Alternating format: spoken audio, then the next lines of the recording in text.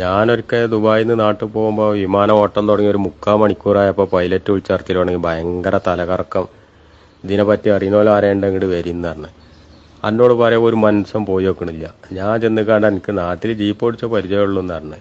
അങ്ങനെ ഇയാൾ കുറച്ച് കാര്യങ്ങളൊക്കെ കാണിച്ചു തന്ന് ഞാൻ അങ്ങനെ ഓടിക്കാൻ തുടങ്ങി. ആദ്യം ഒരു പേടി, കാരണം ജീപ്പിന്റെ സ്റ്റാരിങ് പോലെ അല്ലല്ലോ, ഇത് വലിയ ചൂരക്കൊട്ട പോലുള്ള സ്റ്റാരിങ് ആണ്. അങ്ങനെ പിന്നെ കുറേ ആണ്ട് ക്ലിയർ ആയപ്പോൾ ഞാനൊരു 100-120 ഇങ്ങനെ പിടിച്ച് ആഞ്ഞ് ചവിട്ടി. ആടും കോയൊന്നും മുന്നിക്ക് ആടാനില്ലല്ലോ. കുറേ ആണ്ട് ഓടി ചെന്നപ്പോൾ ഇയാളിനോട് പറഞ്ഞു, ഇപ്പോൾ എവിടെ എത്തിക്കണമെന്ന് എനിക്ക് അറിയാമെന്ന് ചോദിച്ചു. കീപ്പിട്ട് ഇങ്ങനെ നോക്കുമ്പോൾ ടർഫ് കോർട്ട്, ചപ്പാത്തി കമ്പനി ടർഫ് കോർട്ട്, അതിലിടക്ക് കുൽക്കി സർവത്ത്.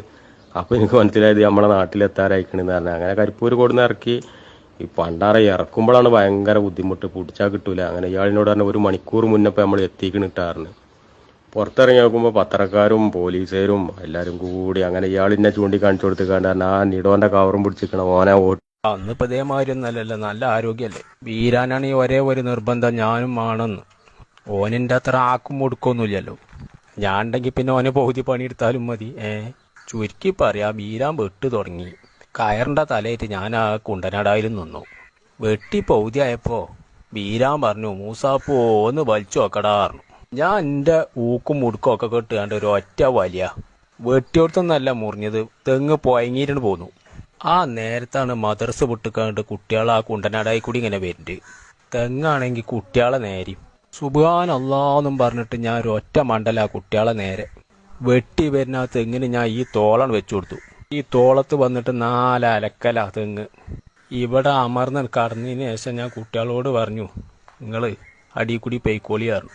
ഇതിന് ശേഷം ഞാനൊരു ഒറ്റ ഇടല തെങ്ങ്. അതൊക്കെ ഒരു കാലം. ആർക്കുണ്ട്. അപ്പം ഞാൻ വണ്ടി ചെന്ന് നോക്കുമ്പോൾ നമ്മളെ ടീച്ചർ എന്നാൽ കിണറിന് പടവില്ല, അയക്ക് ചാടിക്കണം കിണറ്റിക്ക്. തുള്ളി വെള്ളമുള്ളൂ, ഒന്നും പറ്റിയില്ല. അങ്ങനെ എടുമാഷ് എല്ലാവരും കൂടി എൻ്റെ അടുത്തേക്ക് വന്നിട്ടാണ്, മൂസൂച്ച് എന്തേലും പരിഹാരം കാണണം, ആണ്ടാണ് ഇങ്ങോട്ടാണെന്നൊക്കെ പറഞ്ഞു. അപ്പോഴാണ് എനിക്ക് മനസ്സിലായത്, പഴയ കാലത്ത് ഒരു കഥ വായിച്ചത്. കാക്കച്ചി വെള്ളം കുടിച്ചാൻ വേണ്ടി കുടത്തേക്ക് കല്ലിട്ടൊരു കഥ. ഞാൻ കുട്ടികളോട് പറഞ്ഞു എല്ലാവരും കല്ലെടുത്തോണ്ടിരിക്കുകയാണ്. ടീച്ചറോടെ പറഞ്ഞു കിണറ്റിൻ്റെ സെൻറ്ററിക്ക് നിൽക്കി. ടീച്ചർ കിണറ്റിൻ്റെ സെൻറ്ററിക്ക് നിന്നു. കുട്ടികൾ കൊണ്ടുവരുന്ന കല്ല് ഫുള്ള് ഞാൻ 4 സൈഡിൽ കൂടി ഇട്ടിട്ടിട്ടിട്ട് അപ്പോൾ ടീച്ചർ പൊന്തി വരല്ലോ, അടുത്ത് വെള്ളം പൊന്തി വരുന്നതിനനുസരിച്ച് അങ്ങനെ ആ ടീച്ചറുണ്ട് കയറി പോന്നു. പിറ്റേന്ന് സ്കൂൾക്ക് പോകുമ്പോൾ നമ്മൾ നബിദിനം കാണാൻ നിൽക്കണ റോഡ് സൈഡിൽ ഫുള്ളൂ ആണുങ്ങൾ പെണ്ണുങ്ങളും എന്നെ കാണാം. ടി വിയിൽ, പേപ്പറിൽ മൊത്തം എൻ്റെ ഓർമ്മ ശരിയാണെങ്കിൽ ഒരു 80-85 കാലഘട്ടം. ആ കൊടും കാട്ടിൻ്റെ ഉള്ളിൽ ഞാനും ബീരാവിനാണ് പെട്ടു. ചീനി മയും കൂരി ഇറ്റും. പെട്ടെന്ന് കണ്ടക്കണ ഒരു മൊറലിങ്ങനെ. ഞാൻ നോക്കുമ്പോൾ വലിയൊരു പുലി. ഇതാണ് കണ്ടേക്കിന് വീരാൽ പൊന്തൻ്റെ ഉള്ളിൽ മാറി. ഓനിപ്പം എൻ്റെ അത്ര ധൈര്യമൊന്നുമില്ലല്ലോ. എന്നിട്ട് പൊന്തൻ്റെ ഉള്ളിൽ നിന്ന് പറയാം, അടവെടുക്കേന്ന്. ഞാനാണെങ്കിൽ 18 പമ്പരം കുത്തും കഴിഞ്ഞിക്കല്ലേ. ചുരുക്കി പറയാ, പുലി ചീറി പാഞ്ഞു വന്ന് എൻ്റെ നേരെ ഒറ്റ ചാട്ടാ. ഞാനാണെങ്കിൽ ആ ഷെയ്ക്കേന്നും പറഞ്ഞിട്ട് പുലിൻ്റെ തൊള്ളിൽ കൂടിയാണ് കച്ചിട്ട് വാലിനാണ് പൊടിച്ച്.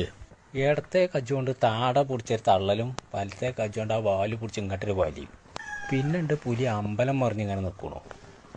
നിങ്ങളോട് പറയാം, പെട്ടിയും കുടലൊക്കെ പുറത്തും തോലൊക്കെ പുലിൻ്റെ ഉള്ളിലും. ഇങ്ങോട്ട് നിന്നിരുന്ന പുലി ഉണ്ട്, അങ്ങോട്ട് തിരിഞ്ഞങ്ങനെ നിൽക്കണു. അപ്പം